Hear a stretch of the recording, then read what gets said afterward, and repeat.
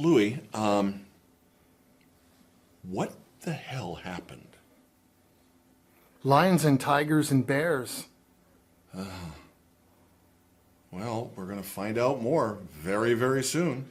October 19th, Andmark Properties is our title sponsor, and we're going to have a lot of guests. Chilliwack Chooses 2024 BC election night. We start at 7:30, polls close at 8, and we're going to be here for the duration. Oh my! Yeah, I'll bring the popcorn. Each vote is a promise, a step toward a new light.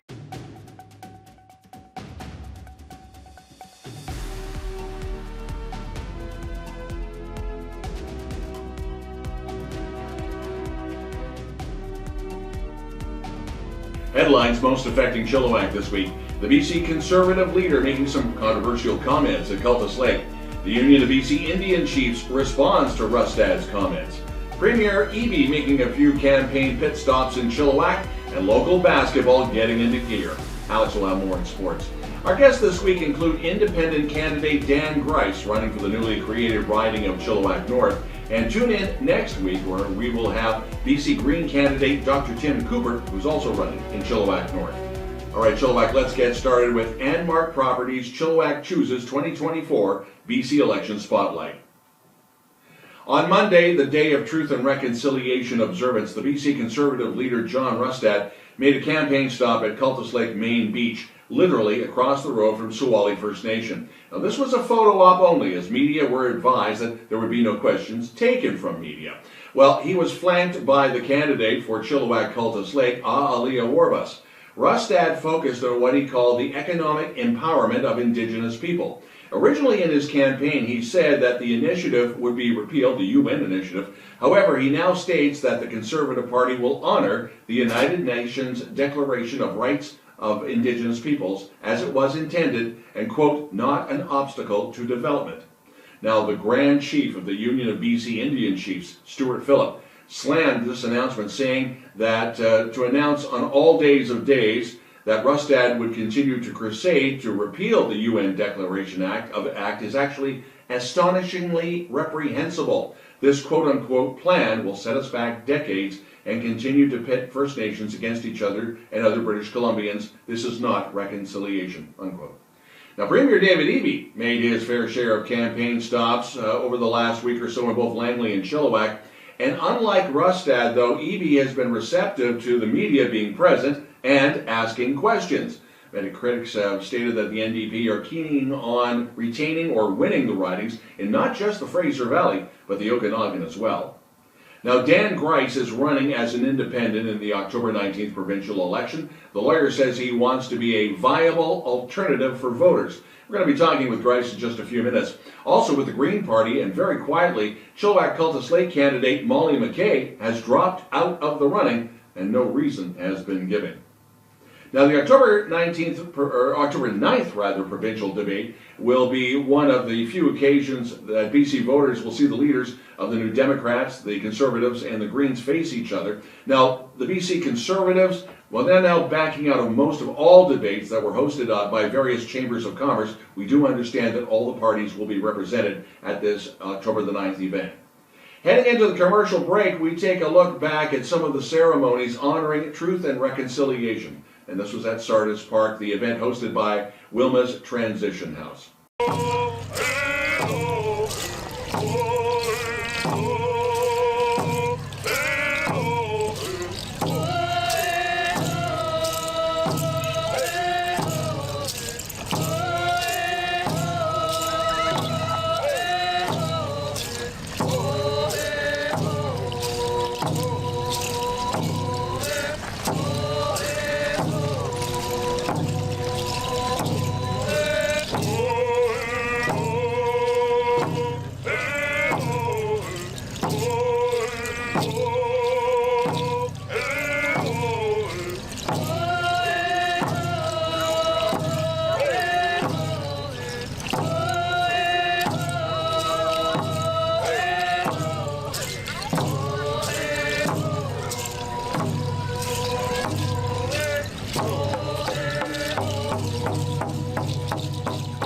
It's an emotional day for us, really. because I can't imagine, like, you know, my twins just started kindergarten this year.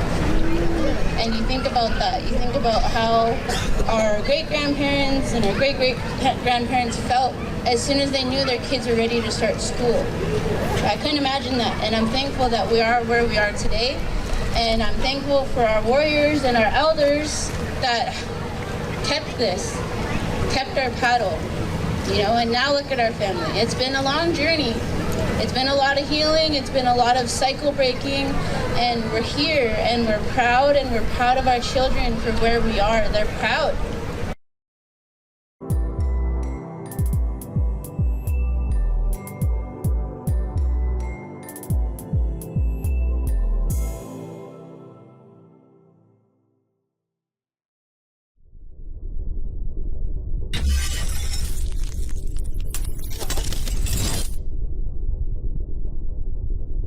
Social media lit up on Saturday with reports of a light plane crash into a fence on Valley Rail Trail near Chilliwack Airport. After the initial call-out, Chilliwack Fire stood down. The Mounties took over the scene. No reports of anyone hurt. chillTV has reached out to Transport Canada for comment.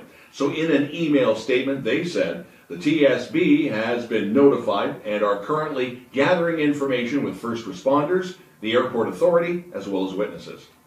Back on September 24th, Gerald Leslie Dolman, an inmate at Pacific Institution in Abbotsford, died while in custody.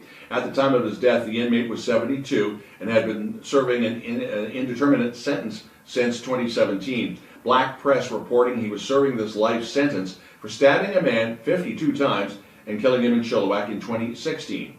Dolman killed Robert Split in front of the Save-On Foods in downtown Chilliwack. That was May 3rd, 2016. With cold weather season approaching, drivers and vehicle owners are reminded that the BC annual winter tire requirements are in effect, the annual changing of the tires. So as of October the 1st, winter tires are mandatory for all vehicles on most BC highways to increase travel safety, and that's until the spring. Now, the Fraser Valley is exempt, however, if you're traveling to the interior, yeah, they got to be on your vehicle. There are various ceremonies taking place in the Fraser Valley throughout October, shining the purple light on domestic violence. The Violence Against Women in Relationships Committee works to ensure a collaborative community and justice response to those impacted by violence in a relationship. The Purple Light Night campaign is an initiative taken on by what's called VAWIR. Now that is the goal to prevent future acts of intimate partner violence through awareness and access to services. Coming up, our interview with Dan Grice, and local basketball hits the hardwood. Alex will have more in sports in just a moment.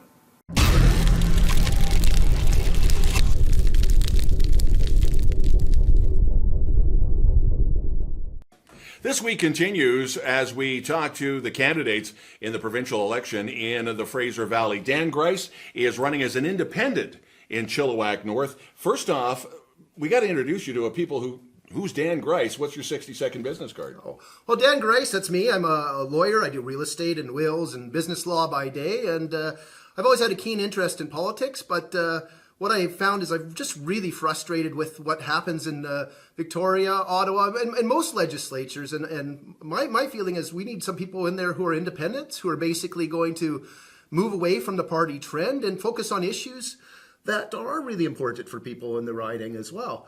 Yeah. When did this first bubble up inside of you? Was it a couple of elections ago, or was it this past year or so that you said, okay, this is it, I'm going to go in here? Well, you know what really spurred me on was with a couple weeks left in the spring legislature, the NDP out of nowhere brought in place legislation that would abolish my law society, which really protects me as a lawyer, making sure we have independence and are able to represent our clients, you know, without fear of being, you know, prosecuted because the government might be an adversarial party.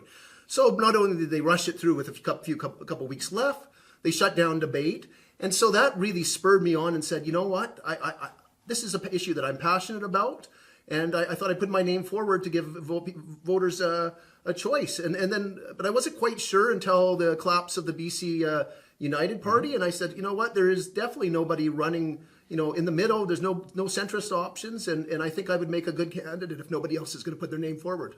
Some of the other passionate issues, whether it's school, your partner has a small business. Yep. what are the real flashpoints that you really want to take a look at and say, look, this is what I'm passionate about, and this is why I'm the better candidate? Well, the weird thing I'm passionate about is electoral reform. I think we really, a lot of the things that we do with our elections, even how we vote, other countries and other jurisdictions have places where you can rank candidates. So you have people don't feel like they have to vote for a party. That's something I'm passionate about. But as you mentioned, my spouse has a small business, and supporting small business is really important to me. But also the other thing I've kind of focused on this is homeless and affordability crisis. And we live in an area that you just walk a couple hundred meters and we've just got vast amounts of farmland. And a lot of farmers are telling me that, they have a lot of area that they would like to do something for the homeless, or they'd like to have some more flexibility on there.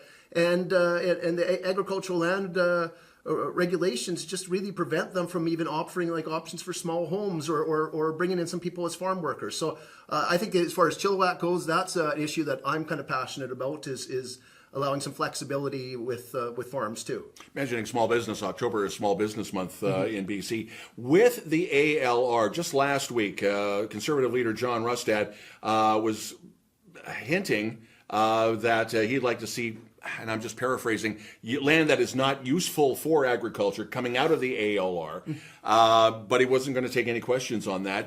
Premier David Eby was in town over the weekend. I put that question to him. He kind of dodged it a little bit, but he acknowledged the fact that they have to take a look at it. Are those arguments good enough for you, or do you want to see more concrete? Because as soon as you bring up the ALR and the ALC, you're, especially in the Fraser Valley, you're going to get a lot of pushback. No, absolutely. And for me, it's not necessarily about removing land from the ALR. It's just allowing a little more flexibility for usage on it.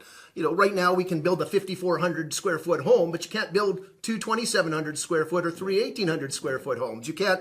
If you want to build some tiny houses to help some farm workers out, you just really don't have that option. So what I like to do is see some flexibility that will actually improve agricultural yields, because right now we have a lot of people who are just buying farmland up to put a mansion on and have somebody come along and maybe cut their grass or have a few horses chewing on the grass. And I don't think that really does much for promoting farms or agriculture or either. There already is processes to remove unproductive land from the ALR, whether it needs to be done en masse. But what I would like to see is that actually be used for, if we are going to take stuff out of the agricultural land, it shouldn't be just more suburban sprawl. It should actually be using that in a way that is beneficial to all of BC. I want to touch on healthcare, because we've had weekend closures of ERs literally everywhere. Bradley Center is about to have literally a revamp and expansion of CGH. A lot of people are saying Chilliwack needs another hospital. Your views on this? Because the CGH, should you be elected, is right smack dab in that riding of Chilliwack North. Yeah, I don't think we need necessarily another hospital. But a lot of it's, we can't really look at building more infrastructure until we actually have the doctors or nurses there to support it. So what I think one of the things that we need to look at with healthcare is really moving away in some cases from the large scale hospital and look at specialized surgical clinics. Bigger is better is not necessarily always the case. And I work with a lot of doctors in my practice who says, hey, we've got some great ideas that could save taxpayers lots of money. We just don't have a lot of flexibility because we're going to fit into this one idea model. So I think there's a lot of improvements that can be happening. And the same with rural hospital closures. A lot of it's just trying to find those doctors. So we have to, the only way we can find doctors is either to steal them from another jurisdiction or train more on our own here. And I think those are two options that we really have to be looking forward to, is really expanding the amount of medical students coming into our system. Education, a big flashpoint too, and I'm just paraphrasing something that School Board Chair Willow Reichelt said about a year and a half, 2 years ago. If you've got 15 acres, we need to talk to you because we need another school, or schools plural. You've seen the real estate landscape. Can we do it?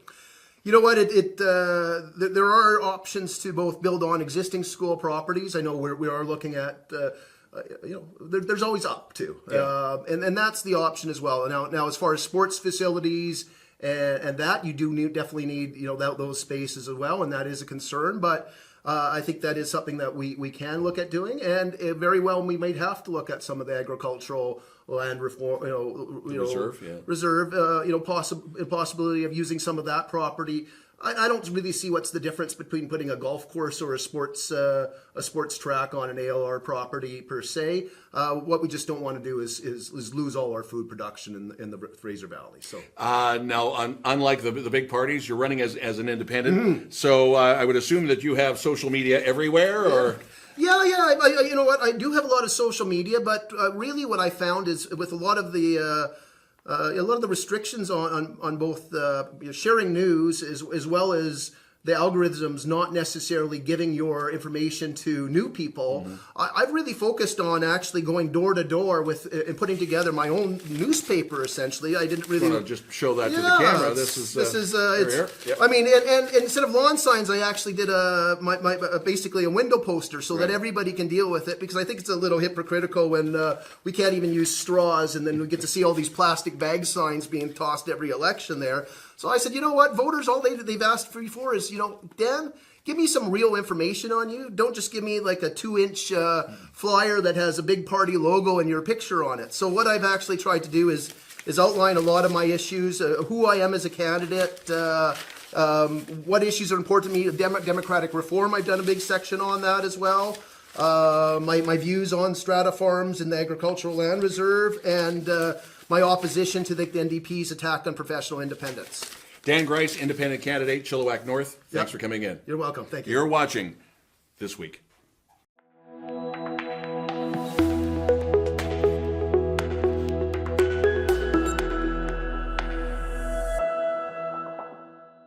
Hello, Chilliwack. I've missed you these past weeks. Let's talk some sports. In basketball, the Chilliwack Basketball Association is holding their second youth club tournament, November 15th to 17th in Chilliwack. The tournament is at Sardis Secondary. To get involved, just Google Chilliwack Basketball Association.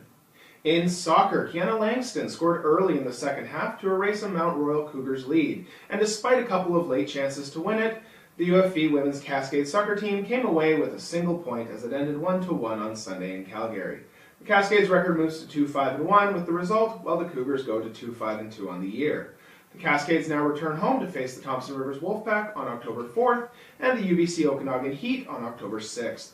Game times are set for 6 p.m. and 12 p.m. respectively, and the game can be streamed live on CanadaWest.tv. In football, the proverbial powerhouse Okanagan Sun had little trouble with our Valley Huskers last Saturday afternoon, blowing out the Huskers 60-14. The game was at the Apple Bowl. Next up for the Huskers is once again on the road, this time in Nanaimo, October 5th at 5:30 p.m. against the Vancouver Island Raiders. The Sun finished the season 10-0, Huskers are 5-4 and tied for third with West Shore.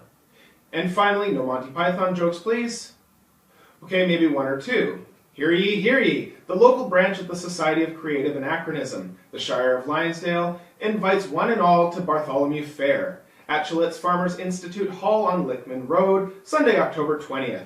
Try your hand at archery and throwing weapons, including knife, axe, and spear. See and learn pre-16th century crafts. Participate in local history classes.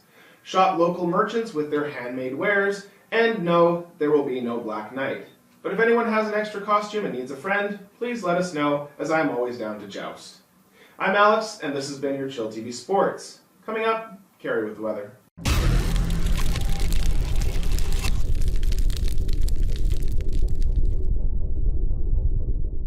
There's a very great chance that it's going to rain tomorrow, Friday, but it's going to clear up for Saturday and Sunday with a few cloudy periods and temperatures not getting much above 20. A little chilly in the evenings, getting down to about 10. Next week, though, we have definitely a mixed bag. Sun and cloud some days, cloud and rain other days, and sometimes maybe sun, cloud, and rain. It's going to be a great fall week. Temperatures not going to get much above 20, but it's definitely getting down to around 10 at night. So harvest is on the way.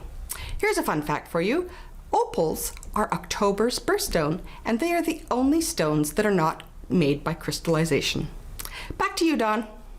Thanks, Cari, and thank you for watching. If you have a local news story you'd like us to report on, you can always send us a note to news@chilltv.ca. Thanks for watching. Have a great weekend. I'm Don Lehn.